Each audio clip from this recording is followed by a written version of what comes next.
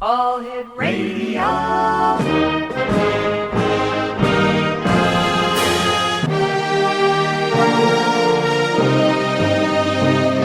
Welcome to the X Zone, a place where fact is fiction and fiction is reality.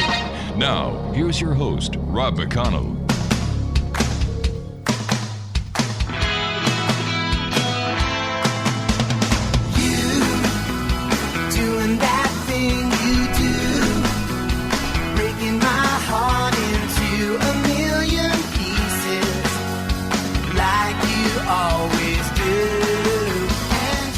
And welcome back to the X Zone, everyone. I am Rob McConnell, and we're coming to you from our broadcast center and studios in St. Catharines, Ontario, Canada, right here on your hometown radio, Classic 1220, and streamed around the world on classic1220.ca. The X Zone, as you well know by now, X Zone Nation, is a place where people dare to believe and dare to be heard. It's a place where fact is fiction and fiction is reality. And we come to you Monday through Friday from 10 p.m. Eastern until midnight, as I've said before, right here from your hometown radio, Classic 1220, streamed around the world on classic1220.ca. My first guest tonight is Michael Fitzhugh Bell, and we're going to be talking to Michael about a number of things. Michael has written articles for the Palm Springs Life magazine and won several writing contests in prep school and college. He was a finalist amongst over 20,000 entries in the first Project Greenlight contest in 2001. A returning guest speaker on several radio shows. And he's considered an individual. He writes a series of books to educate and alert the general public about the dangers of classified biomedical technologies. So joining me now is our guest this hour, Michael Fitzhugh Bell. And Michael, welcome to the X Zone. Nice to be here, Rob. Thanks very much for joining us. Tell us a little bit more about yourself and how you got involved in the fields that you talk about, the conspiracies as well as the biomedical technology that is out there, and we may not know about a lot of the secret stuff that's going on. Well, what happened to me was I was an aspiring screenwriter in Hollywood in 2008, and one night I was drugged and abducted from my apartment, and I remember the perpetrators wearing frightening masks, and at one point lying on a stainless steel table with a bright light shining on me, and surgeons wearing surgical masks standing over me. I woke up thinking it was the next morning, but to my horror, I discovered that it was actually 8 days later. And my body was riddled with dozens of tiny corresponding and symmetrical covert cosmetic surgical incision scars.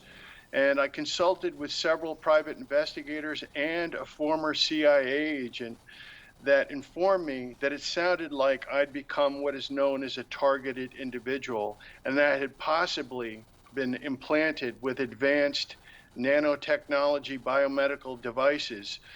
So I literally traveled around the world collecting medical evidence in the form of MRIs, ultrasounds, x-rays, all with verified and validated real doctors' reports, all clearly showing foreign objects directly beneath the covert surgical incision scars. The private investigators and the former CIA agent all told me that I was likely part of a massive field test and illegal clinical trial of human experimentation using classified technologies. It's believed to be the most advanced weapon system ever created by mankind, and a weapon in every sense of the word.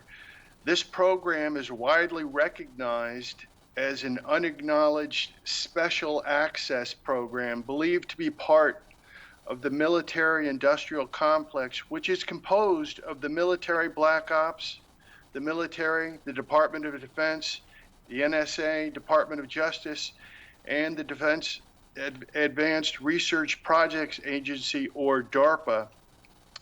It's a human experimentation program that causes extreme psychological terror as well as physical torture. This kind of illegal human experimentation is considered a war crime and is the highest ranking type of capital crime punishable by the death penalty, technology is way ahead of the law. The law has a lot of catching up to do. So that's a basic introduction of what happened to me. Wow. And I've written 3 books, The Invisible Crime Part 2, and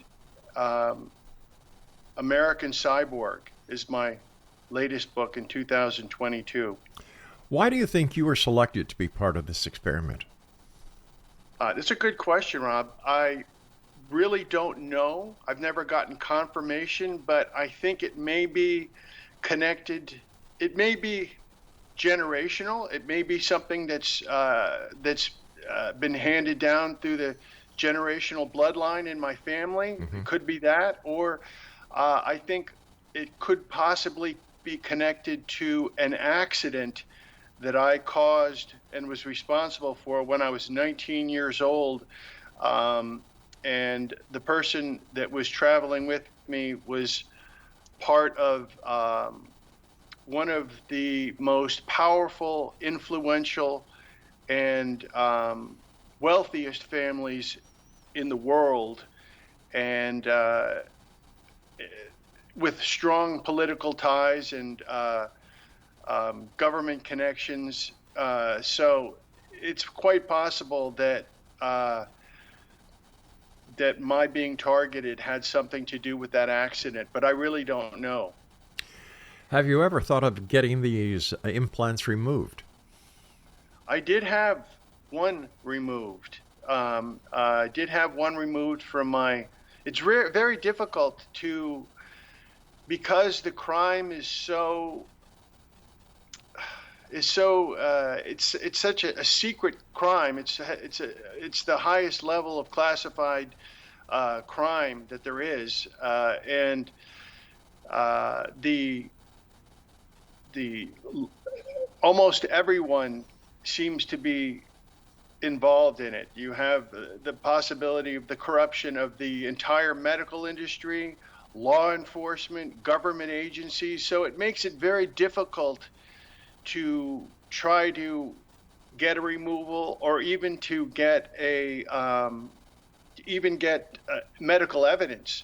And even sometimes with medical evidence, it will be denied, or worse. You could be, even though you're telling the truth about what happened to you, sometimes telling you the truth could get you locked up in a medical facility illegally. You could be wrongfully diagnosed and falsely admitted. Lots of targeted individuals that I know have had that happen to them at one point or another. So it's very difficult. I did have one removed from my jaw, and I did get pictures of it, and it's in the first book, but it was taken away from me. And it should have been, the chain of custody goes to me. Like if I had a bullet in my arm, that bullet belongs to me. But in this case, because it's so classified, there's when the doctor removed it, they sent it to the lab to get it analyzed. But anyway, it was not part of the human body. It was not something that was. It should have been returned to me. It should never have been taken away from me. But I'll never get a chance to get that back now. That was in maybe 2010 that I got that removal. This reminds me about the work that Dr. Roger Lear did with the taking out of implants out of people. I guess in the late 1990s. Along with a former CIA officer and these people at that time claimed that these implants were put into them by aliens. And I'm just wondering if these alien implants could have actually been the same type of operation that you're now part of. It's possible. I would think that a lot of people get dismissed using that as a cover-up for the crime. But when you look at the crime and the evidence that I have in my books, the crime that I've written about is really the biggest conspiracy in human history. If there are aliens, and if that is a real conspiracy, then that conspiracy takes a back seat to this one, because implanting human beings and performing experiments on them illegally, and at the using advanced technologies that are estimated to be somewhere between 50 and 100 years of where we are as a global community. The technology is so far ahead that that people aren't educated enough to understand how advanced the technologies are. Now, how many other people do you estimate have been targeted and have these implants or are part of other nefarious experiments that are going on under the guise of national security? I would say that there's hundreds of thousands of individuals around the world, but people that are at my level of being targeted, because it's quite expensive to be a targeted individual for the people that are running the crime. It's estimated that a person, this is the research that I came up with, talking to people that know much more than I do, that have helped me get information for most of my books, that it's estimated that it costs upwards of $10 billion a year per targeted individual at my level of being targeted. And then you have to say that's a lot of money, but you look at all the things that are involved with it. It's there's thousands of people that are involved in this conspiracy, and it's why are they? It's all about collecting data that's being harvested from the target individuals. This is what I've determined in my research, that it's all about the data, and the formula for the crime is money plus power equals control. And it's all about control for the globalist cabal, which is the group of people that are believed to be at the very top of this crime. And there's so many different aspects to the crime. There's the initial selecting the person for whatever reason to get them into the program. I don't know why. I haven't come to a conclusion as to why I have been chosen, but Michael, I hate to do this. I've got to take a break. Please stand by. X-Zone Nation. Our guest this hour is Michael F. Bell. Here's his websites: invisiblecrime.com and michaelfbell.com. Fascinating story, and we'll both be back on the other side of this break as the X-Zone continues right here with yours truly, Rob McConnell, from our broadcast center and studios in St. Catharines, Ontario, Canada. And you're listening to us on your hometown radio, Classic 1220, and streamed around the world on classic1220.ca. Don't go away. Well, we're living here in Allentown, and they're closing all the factories down. Out in Bethlehem,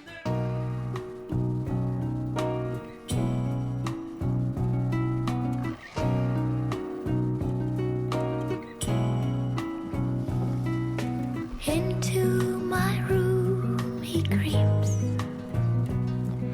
without making a sound.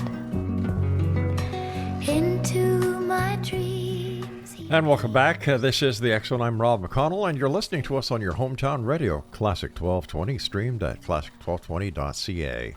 Our guest this hour is Michael Fitzhugh Bell, and two websites, Exonation, invisiblecrime.com and michaelfbell.com. I've got to tell you something, Michael. This is sounds like it's something straight out of science fiction, and yet here you are, living proof that this does exist. It must be so frustrating for you that here you have all this evidence that you've collected from around the world, and you basically can't do anything with it because nobody, if I understand you right, is looking at this as a crime, or it's not classified as a crime because it's part of national security and the defense complex. So what do you do? How do you protect yourself? That's a great question. You interpret that correctly, Rob. Yes, it's extremely frustrating to try to explain what happened to me, even to friends and family. Some people understand, but most it's not because they aren't intelligent enough. It's because they haven't been educated about the crime. The crime is so top secret and so covert that I would say anywhere, almost maybe a third of the money in the crime is used to just conceal the crime, to keep it secret. So to pay people off, to run diversions. I mean, there's so many different aspects of the crime that cost so much. And then you have different targeted individuals that are believed to be targeted for different reasons. Some may be biomedical, some might be psychological. But one thing's for sure is that targeted individuals are the direct result of a corrupt government. This crime, which is based in secrecy and deception, could not exist without the complicity and acquiescence of the United States government, the medical community, and law enforcement. It has been suggested, and it is not difficult to perceive and understand, that corrupt judges and prosecutors can be bought and paid for to further the agenda of the criminal cabal.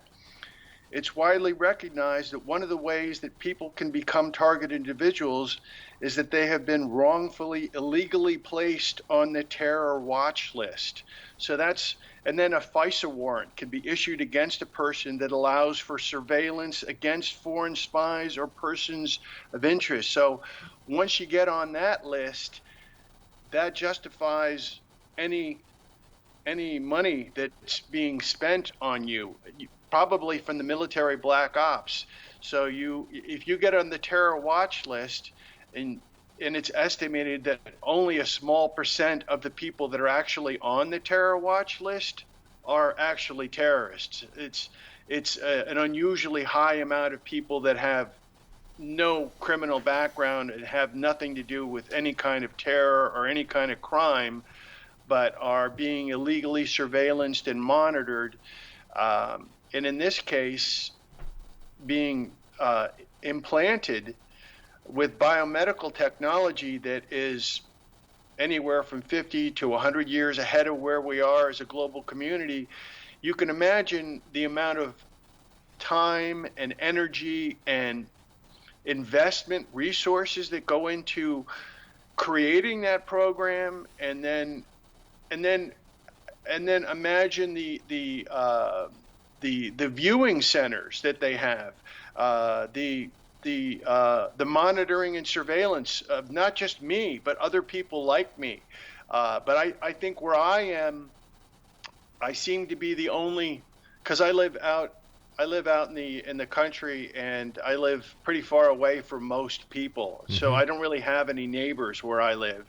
But on any given night, you can look up into the sky above my house, and there's anywhere from 30 to 40 different helicopters and drones. It takes at least one helicopter and one drone to triangulate a targeted individual. This is what's estimated. And in addition to anything that may have been illegally installed into my house, which I believe has, and if I were to find something in my house, probably within a half an hour, somebody would be knocking at the door to come and collect the evidence, whatever it was. But I have, I mean, the amount of surveillance that's on me is astronomical. When I look up in the sky, I've talked to other targeted individuals that have 5 or 6 helicopters, but these are not just ordinary helicopters, Rob. These are stealth helicopters, covert surveillance helicopters stationed above my house and property.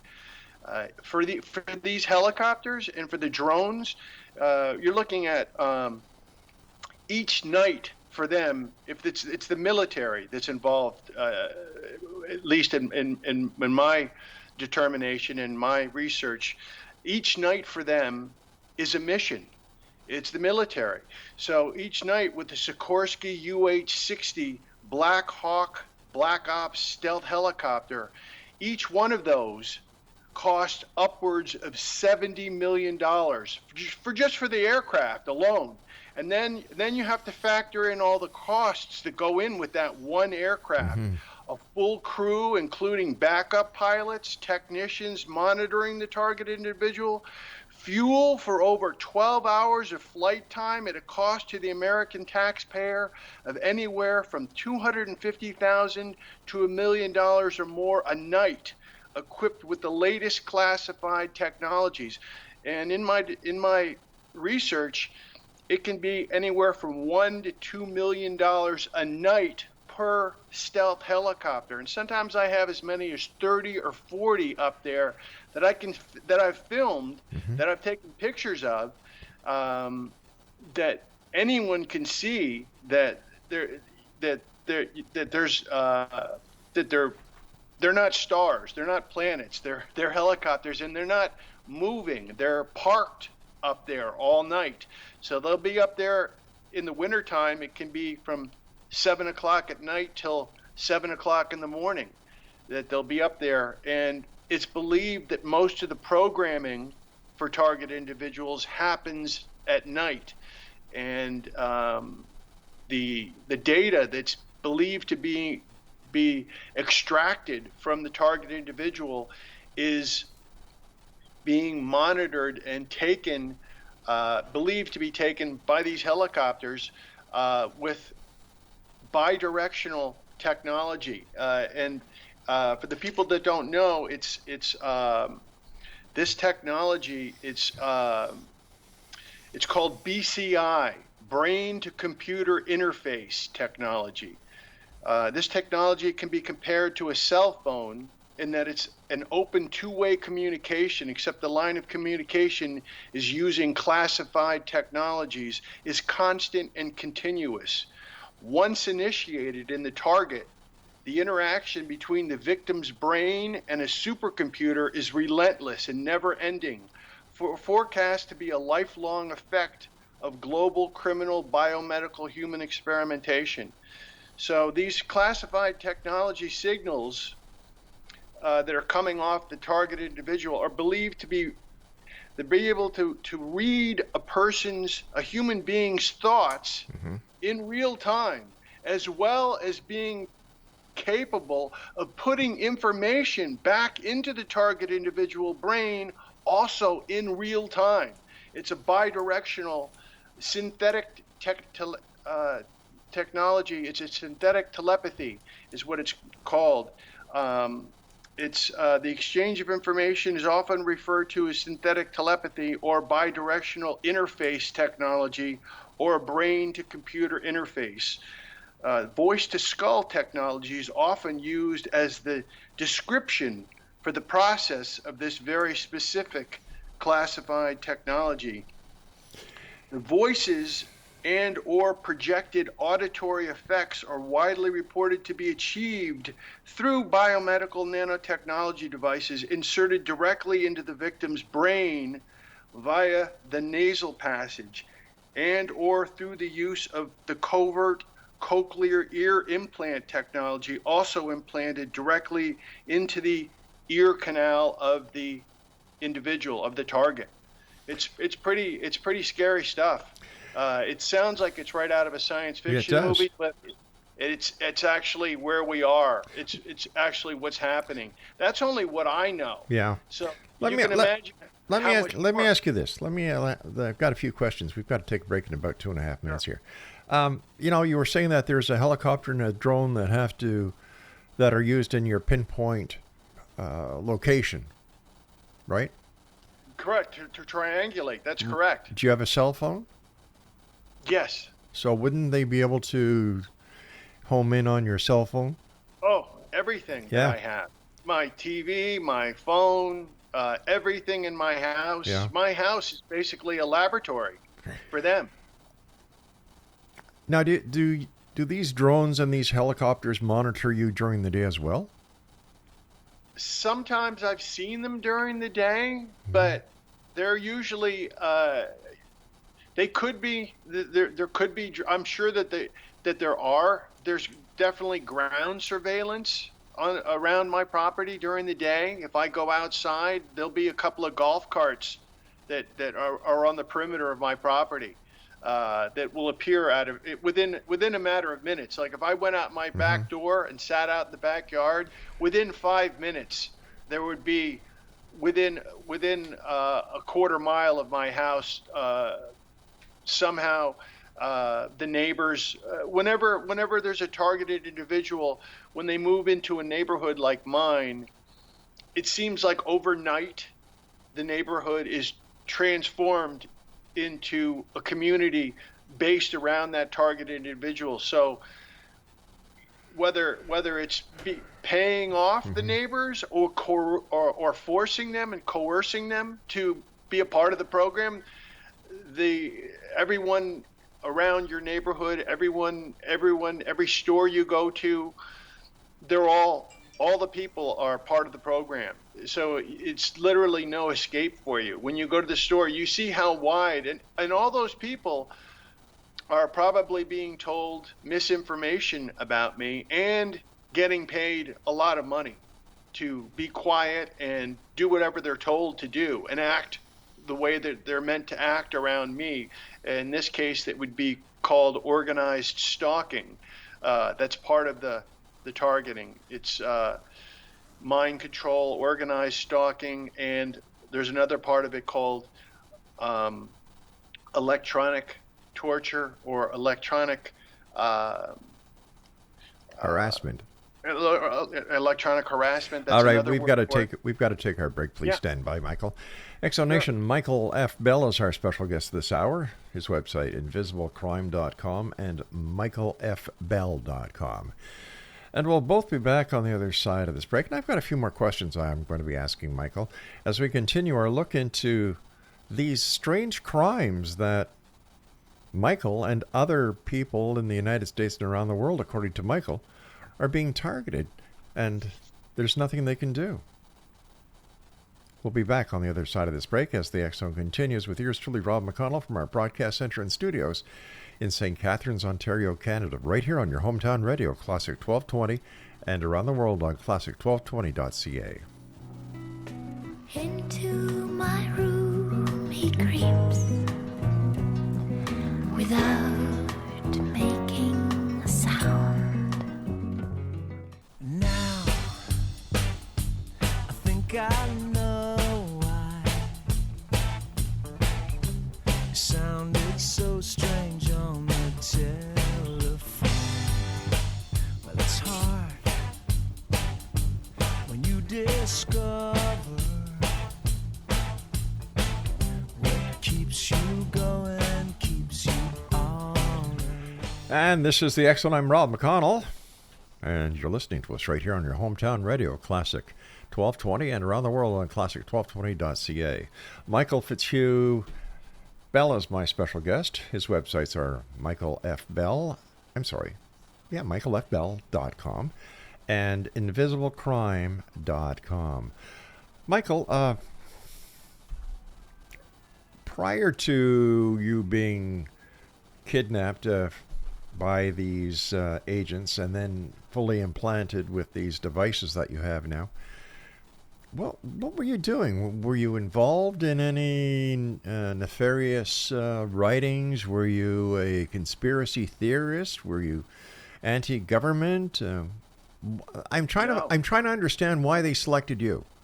Yeah, I really don't know. Some people know or claim to know why they've been targeted, but I can't say for sure why. There's a couple of reasons, and there's also the possibility of being randomly selected. Uh, there's there's so many different reasons, and the reasons people are being targeted, reasons targeted individuals are believed being exploited for include medical testing to see if certain types of cancer can be caused or mutated simply through the power of suggestion. These are some of the reasons why targeted individuals are believed to being used for. What another one would be various unknown mind control experiments, also ritualistic torture and sadistic gratification,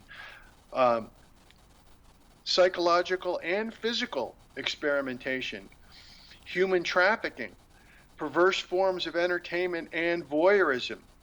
And here's one that is one that's believed to be used on a lot of people to see, not for me, but for other people, to see if the sexual orientation of a person can be changed simply through hypnosis and through mind control, from heterosexual to homosexual, from homosexual to heterosexual. That's what some people, and to determine which techniques and methods get the best results. There's so many different reasons why people are being targeted, and sometimes you even can see, if you're targeted, you can even see celebrities that you see them act out in a certain way, and it leads you to believe that, oh, that person could be mind controlled. They see it answers a lot of questions that people have about people, and why you look at the way the world was before 1935, before mind control came out and was being used in World War II. There was only a small percentage of homosexuals really in the world. Suddenly after that, it became exploded. Not just that, when back in 1935, there wasn't, as far as I know, I don't want to offend anyone or hurt anyone's feelings, but there wasn't a lot of these trends that you see so much today. I say that with respect to everyone, but some of the people don't understand that this program has been out since 1935, and who knows how long it's been being used on the American public. And so it's hard to say if, people say this is the way I have been since I was born, whatever they are, whatever their orientation is, or whatever their, whatever the way they are. Yeah, I kind of get where you're going with this, but what does this matter? What does it matter whether a person is homosexual, straight, member of LGBT? But I'm saying sometimes it can come from mind control. But when you look at history, this homosexuality was blatant in the Roman Empire. Right. And there was no mind control back then. Yeah, I'm just saying it's something that I know that the targeters toy with, forcing thoughts on people. I've had thoughts that are not natural to me forced on me through this program. So that it's coming from the way I understand it, from the way other people have told me, and just in my own observations. I have no idea what the powers of this are, but I know that it can persuade. If you can control a person's emotions, you can effectively control that person. No matter if you can control their fears, their joy, their sadness, their depression. If you can control all those things, you can coerce a person into being pretty much anything you want them to be over time. Right. With this program. What do you think your mission is? I'm really not sure, to be honest. It's a good question. I'm not sure. It seems that I know that in this program that it's possible to program people and program their dreams. I have what you call dream manipulation. Since I've been in the program since 2008, I haven't had a normal, regular dream. These dreams are surreal. They're sometimes in the dream you realize that it's a dream, but other times it's so real that and absurd that it's frightening. But once in a while in the dream you realize that it's only a dream, and you can actually force yourself to wake up like I have. But other times you'll be having whatever the dream is that you're being programmed with, and you could even get up in the middle of the night for whatever the reason and go back to sleep, and it's almost like it was hit on pause and then play again. Unlike most people, when you get up in the middle of the night and go back to sleep, you don't generally go right back into that same dream again like a program. But that's what happens to target individuals. It can happen. It happens to me. Let me ask you this. You know, you've written 3 books. Right. You're getting this word out there. You're not hiding behind a brick wall. You're not hiding anywhere because, number one, apparently you're being monitored. Everybody, the powers to be know exactly where you are at any given time. But spreading this information right here on the show tonight, or by your books and the other places that you've done interviews on, are you not putting yourself in personal danger?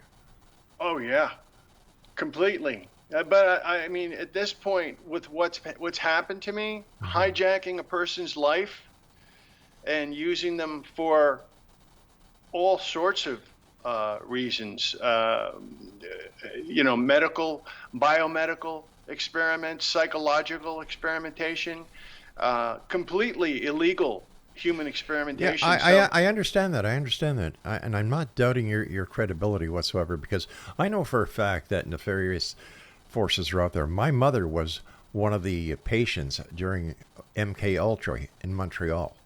So I'm well aware of the reach of the CIA within even the Canadian government. So I believe that anything is possible. But how has your health been since the implants? Have you developed any new diseases, any neurological disorders? That's a great question, Rob. I haven't developed anything that I'm aware of. Okay. But that's another thing about being a target individual. You never really get to know your true health status. Even when I go to the doctor, I mean, most everyone is pretty much limited in that way. You have to take the doctor's word for it. You don't know what the real results are. You never really get to see, even though I have blood work and go to the doctor twice a year, for a regular physical, for a person that's 62 years old. You never really get to know what your true health status is, and you don't know what you may have or don't have because you're limited to the information that the doctors are giving you and what they're limited to telling you.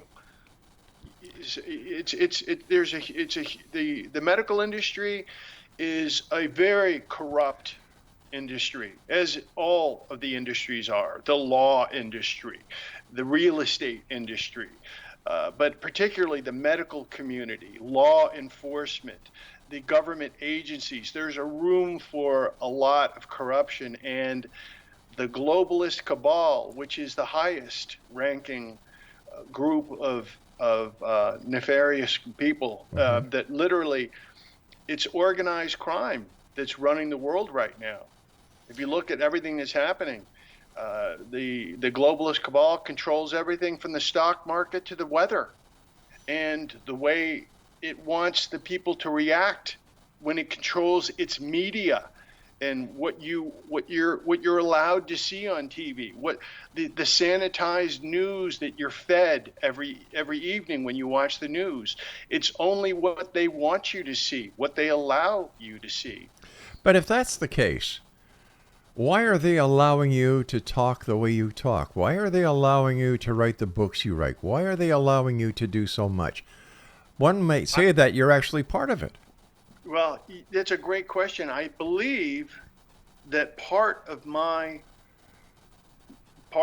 mission that I'm unaware of, that it seems to be that part of my experimentation, part of my targeting, is to see how far I can go with this. How far, how much can I discover? How much can I research and figure out? Because when it first happened to me, when I first got abducted, I knew none of this. And I never knew anything. How long ago was that? That was in 2008. And then it took me a couple of years in talking to many people to start figuring out what actually happened to me. And you're only limited to all of your resources, and all of my contacts, a CIA, former CIA agent, confirmed everything that I had researched. And this person said to me that my books barely scratch the surface of what's really going on in the world. They barely scratch the surface. Even as much as we're talking about tonight, it's nothing compared to what's really going on. Michael, I'm only just getting a little piece of it. All right, Michael, I hate to do this to you, good sir, but I've got to take my final break. And Exonation, our guest this hour is Michael Fitzhugh Bell. His websites are invisiblecrime.com and michaelfbell.com. Interesting story. Is it possible? Anything is possible, especially in today's age and society when technology is on the rise. Look what's happening with, artificial intelligence, for example. We've known about nanotechnology for years. Well, let's talk more to my guest on the other side of this break as we continue and wrap up this hour here in the X Zone on Classic 1220 and classic1220.ca. It sounded so strange on the telephone.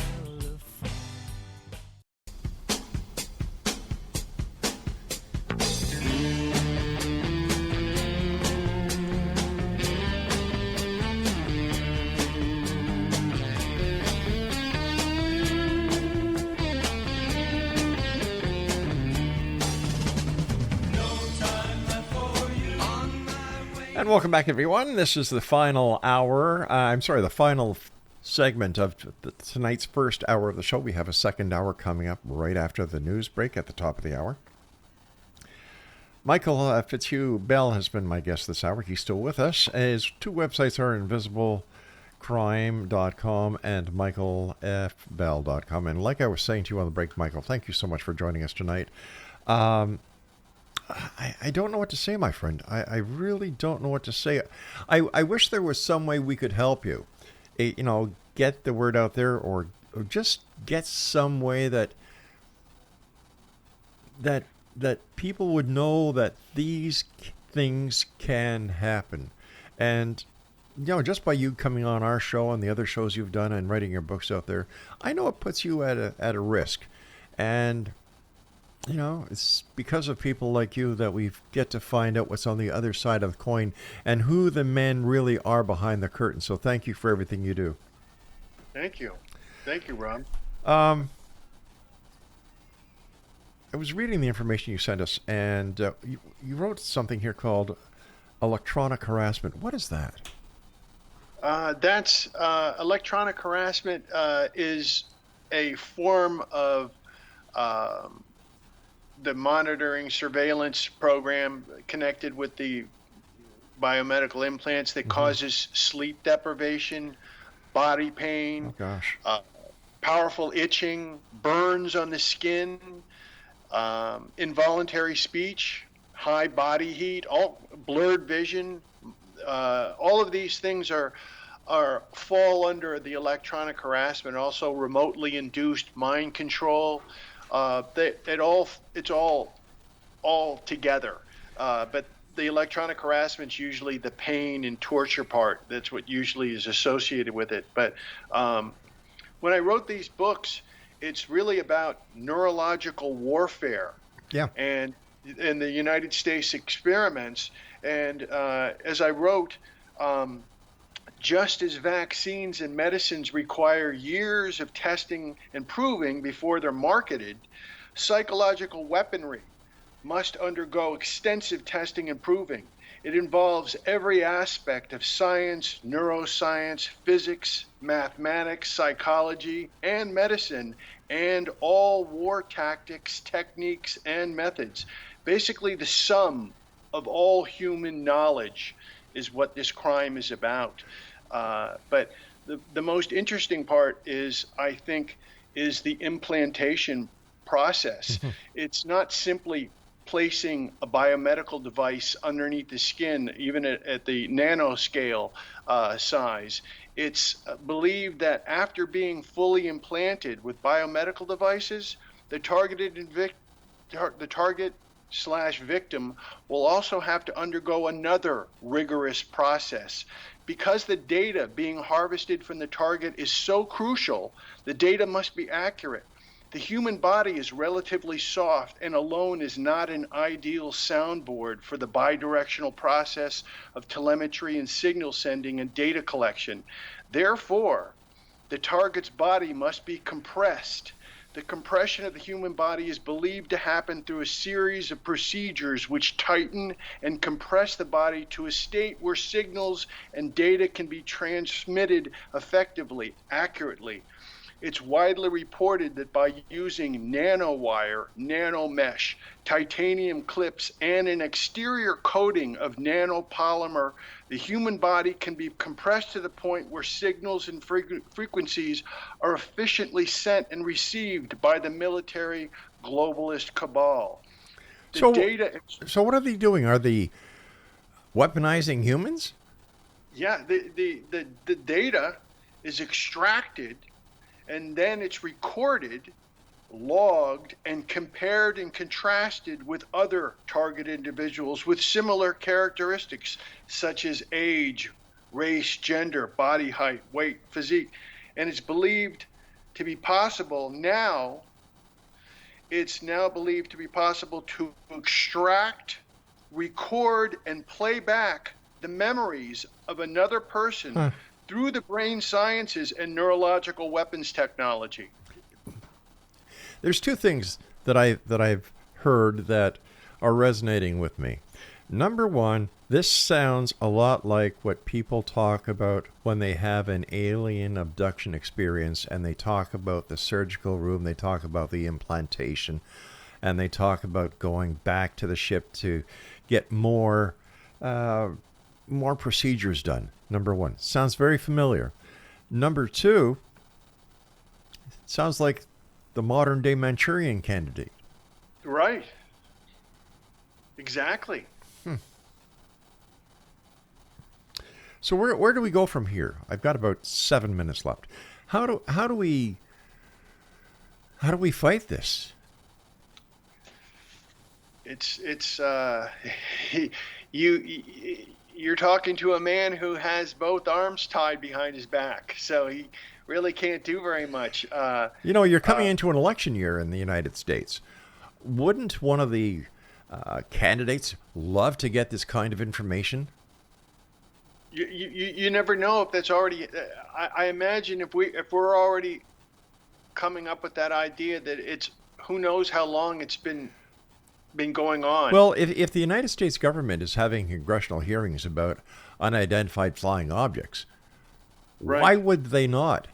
Or the same senators or congressmen who are involved in these type of congressional hearings, why would they not give you, an American citizen, the same consideration that they're giving people who are making claims about UFOs? Right. I think that one, I don't know, but I just know that that's not a crime so much that we know about. Well, wait a minute. What, UFOs aren't a crime, or what they're doing to you? But I'm saying what's happening to me is different than spotting. Oh, right. Yes, I agree. What they're doing to you is definitely a crime. Yeah, it's beyond a crime. You're right, 100%. So this was my point. You're Yes. coming into an election year. Right. If I were you, I would get this information out to every congressman, every senator, every candidate, every media outlet. Man, this has got to get out there. Yeah, I agree. It's at some point it will, But at what cost to how many people? and hopefully in my lifetime. Mm-hmm.